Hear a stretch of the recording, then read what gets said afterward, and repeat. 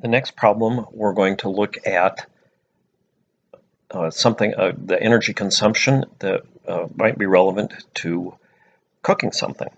So we're going to imagine that we have a pan of water. We're going to put it on a gas stove, and we want to know how much energy does it take to heat that water? How much gas do we burn when we do it? And finally,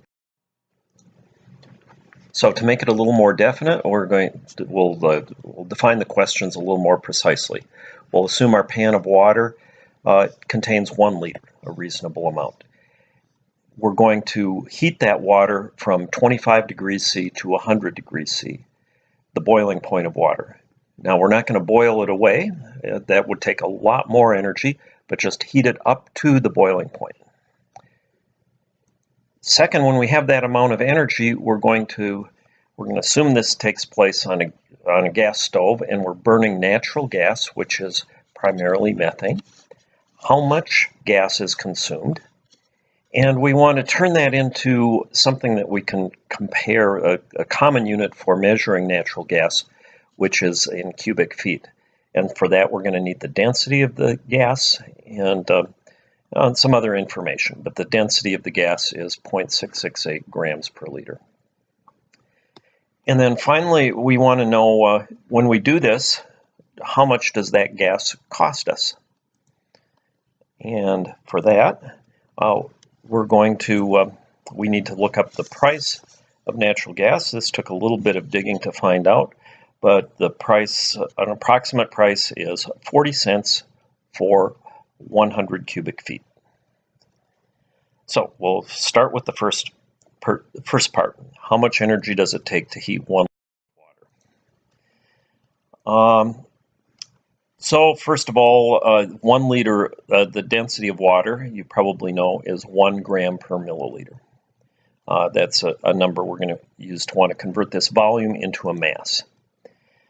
Second, something that isn't emphasized a lot, we're going to use the calorie unit to start, and that's because the calorie is defined to be the specific heat of water.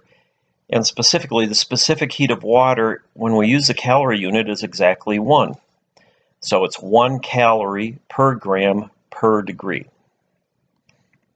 And then after we do that, after we find that, we're going to convert it into the joule unit that we use more commonly in this course. And for that, we're going to need the energy conversion. 4.184 joules is 1 calorie.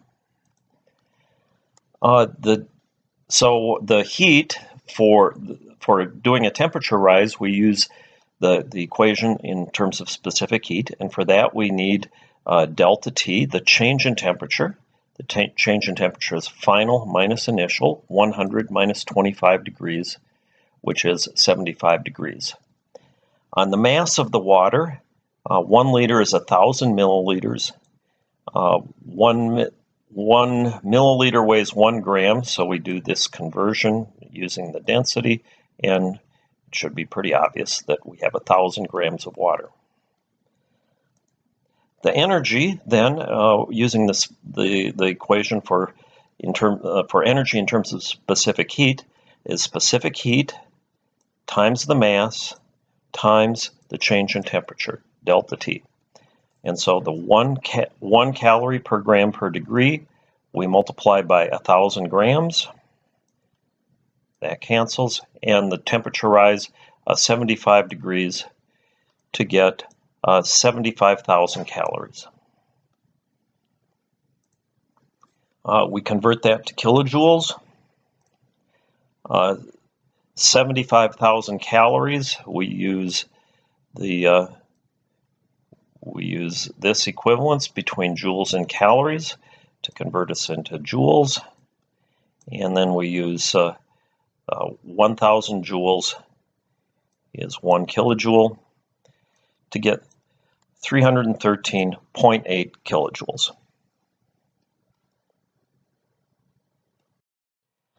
So that 313.8 kilojoules, how much natural gas do we need to burn to supply that energy? So natural gas is primarily methane, and this should be a familiar equation for the combustion of methane. We've seen it a lot. CH4 reacts with 2 oxygen to give me carbon dioxide and 2 water. What we need is the delta H for this reaction, and for that we look up the heats of formation in our standard table. The heat of formation of methane, minus 74.8 kilojoules per mole. The heat of formation of CO2, minus 393.5 kilojoules per mole. And the heat of formation of O2, minus 285.83 kilojoules per mole. We calculate the heat of reaction by doing the products minus the reactants, not forgetting to multiply by the number of moles of each thing. So this is CO2, this is 2 waters, and then we subtract the reactant, which is CH4. Remember, O2 being an element on the heat of formation scale is 0, so it doesn't enter in.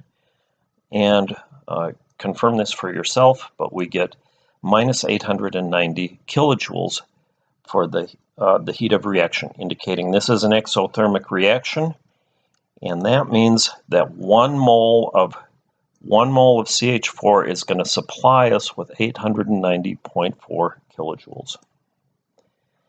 The other conversion, so that's going to be a conversion that we need between kilojoules and moles of CH4. Other conversions that we're going to need: the molecular mass of CH4, and that's 16.04 grams. And so we have 16.04 grams is equal to 1 mole. We need the density. This is something we can look up. Later when we do gases, you'll know how to calculate this, but we'll just take this as a given. 1 liter of CH4 has a density of 0.6, or the density is 0.668 grams per liter, and that gives us this equivalence. 0.668 grams is equivalent to 1 liter. And finally, to get it into units that people more commonly use when dealing with natural gas, we need to convert it into cubic feet, and I can very easily look up a conversion between liters and cubic feet, and that's 28.13 liters equals 1 cubic foot. So pulling this all together, use the previous energy that we calculated, which was this 313.8 kilojoules.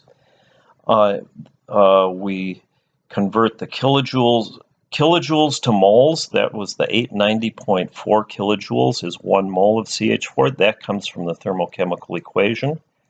We convert the moles of methane into grams of methane.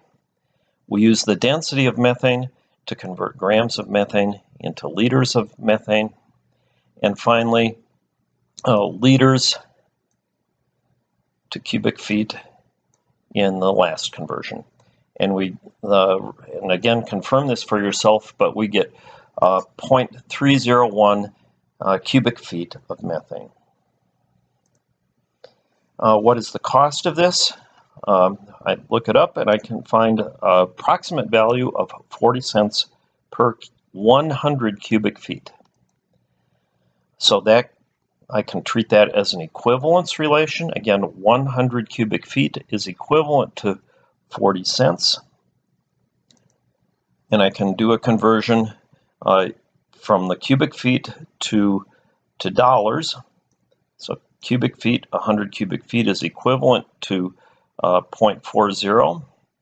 And I get in dollar units 0.0012 or 0.12 cents.